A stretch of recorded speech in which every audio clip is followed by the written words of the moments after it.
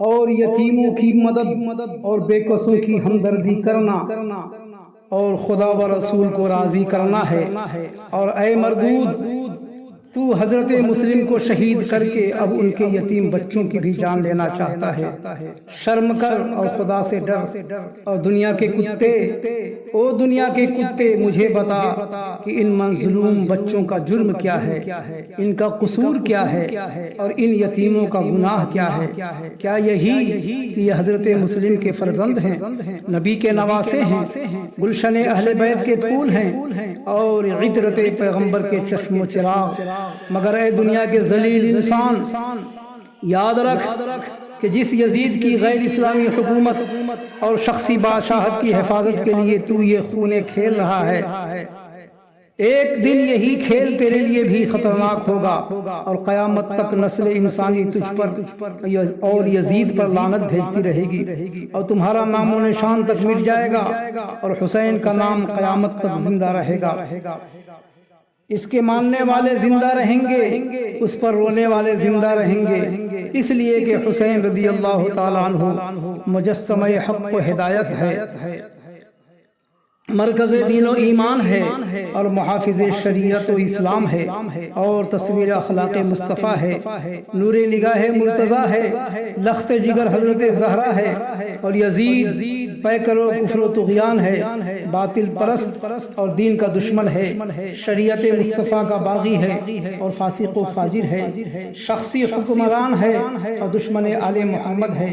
اس لیے اب بھی آنکھ سے غفلت کے پردے اٹھا، اور جہنم کے بدلے جنت کا سودا کر، باطل کے مقابلے میں حق کی حمایت کر، اور شخصی حکومت کی بجائے اسلام کی روح جمہوریت کی مدد کر۔ ابن زیاد، ان کو فرار کر کے تجھے کیا ملا؟ مشکور نے کہا خدا کی رحمت ملی اور نبی کی شفاعت ملی، دامن مصطفیٰ ملا اور سایہ مرتضیٰ ملا، اور حضرت مسلم کو شہید کر کے اور اب ان کے یتیم بچوں کو شہید کر کے تجھے کیا ملے گا؟ ابن زیاد خاموش ہو گیا، مگر مشکور خود ہی بول اٹھے کہ کہہ دینا کہ دنیا کی لعنت ملے گی، اور جگت کی پھٹکار ملے گی، جہنم کی آگ ملے گی، اور خدا کا غضب ملے گا۔ ابن زیاد کی آتش قہر بھڑک اٹھی، اور جلاد کو حکم دیا کہ مشکور کو 500 کوڑے مارے جائیں اور سر قلم کر دیا جائے، اور پھر عاشق اہل بیت پر کوڑے برسنے لگے، جسم لہو لہان ہو گیا، مگر اف تک نہ کی، تلوار چمکی، اور مشکور کا سر بھی تن سے جدا کر دیا گیا۔ حضرت مسلم کے دونوں شہزادے اس گھر کو اپنی پناہ گاہ اور جائے امان سمجھ کر دنیا سے بے خبر، اپنی موت سے بے پرواہ اور فکر و غم سے دور، ایک دوسرے سے لپٹ کر ایک اندھیری کوٹھری میں سو رہے تھے کہ اس گھر کا مالک حارث داخل ہوا، اور داخل ہوتے ہی کہنے لگا کہ دیکھیے مسلم کے بچوں کا انعام کس کو ملتا ہے۔ ابن زیاد کے اعلان پر شہر کا کونا کونا چھان مارا ہے، مگر کہیں نہیں ملے، خدا جانے کہاں غائب ہو گئے ہیں۔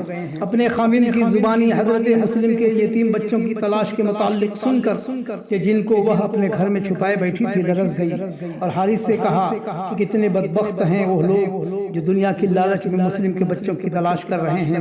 اے حارث، تمہاری عقل پر بھی پردے پڑ گئے ہیں کہ ان مظلوموں کو ڈھونڈ رہے ہو۔ ایک معمولی گھرانے کے یتیم سے ہمدردی خدا و رسول کی رضامندی کا باعث ہوتی ہے، تو یہ تو حضرت مسلم کے فرزند ہیں، خاندان نبوت کے چشم و چراغ ہیں، اور اہل بیت کے گھرانے کے یتیم ہیں۔ اس لیے ہوش کرو اور عقل سے کام لو، ان کو قتل کر کے لعنت نہ خریدو، رحم کر کے جنت لو۔ اور اے حارث، یہ ٹھیک ہے کہ ان کو مار کر ابن زیاد سے تجھ کو دولت ملے گی، عزت ملے گی، شہرت ملے گی، مگر یہ ہر چیز فانی ہے، مٹنے والی ہے اور ختم ہونے والی ہے۔